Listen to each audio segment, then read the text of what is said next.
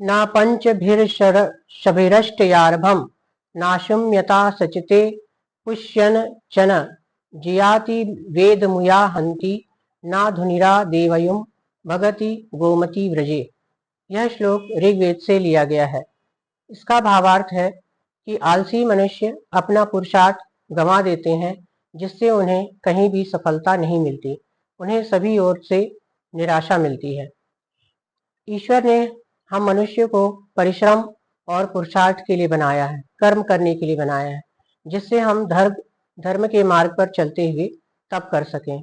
कोई भी कर्म को करने के लिए हमें लगन, एकाग्रता और निष्ठा की आवश्यकता होती है, और यही तप है, और इसके बिना कोई भी कर्म सफल नहीं हो पाते। आज मनुष्य आलसी होता चला जा रहा है। वह बिना कुछ किए जीवन में सब कुछ पा लेना चाहता है। उसका चिंतन विकृत होता जा रहा है।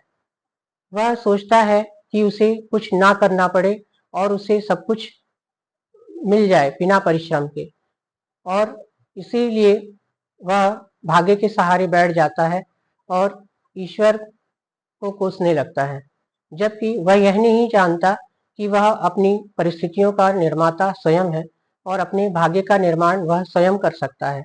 वह पुरुषार्थ करके उन परिस्थितियों से बाहर निकल सकता है और अपने उद्देश्य में सफल हो सकता है।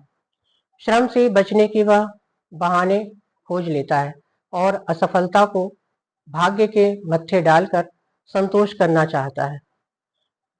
जो आलसी मनुष्य होते हैं वे कर्म को नहीं करते हैं, और जो उनके भाग्य में नहीं मिलता तो वह ईश्वर को कोसने लगते हैं, और असंतोष से उनके अंदर निराशा जन्म लेती है और वे निराश हताश होते चले जाते हैं।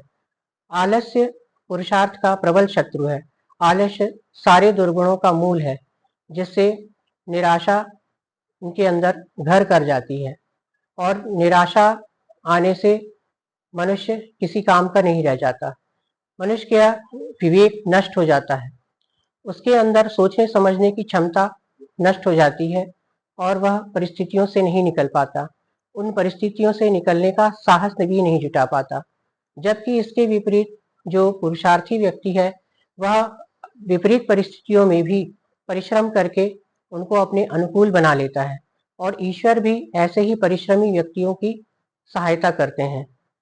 और परिश्रमी व्यक्ति अपने भाग्य को अनुकूल बना लेता है, अपने उद्देश्यों को सफल बना लेता है और उसमें सफल हो जाता है। जो आलस्य त्याग कर समय का सदुपयोग करते हैं, सफलता उन्हीं के कदम चूमती है और उनकी कीर्ति चारों ओर फैलती है। हमें भी उद्यमशील होकर, मितभाषी होकर, श्रद्धा पूर्वक पुरुषार्थ करते रहना चाहिए।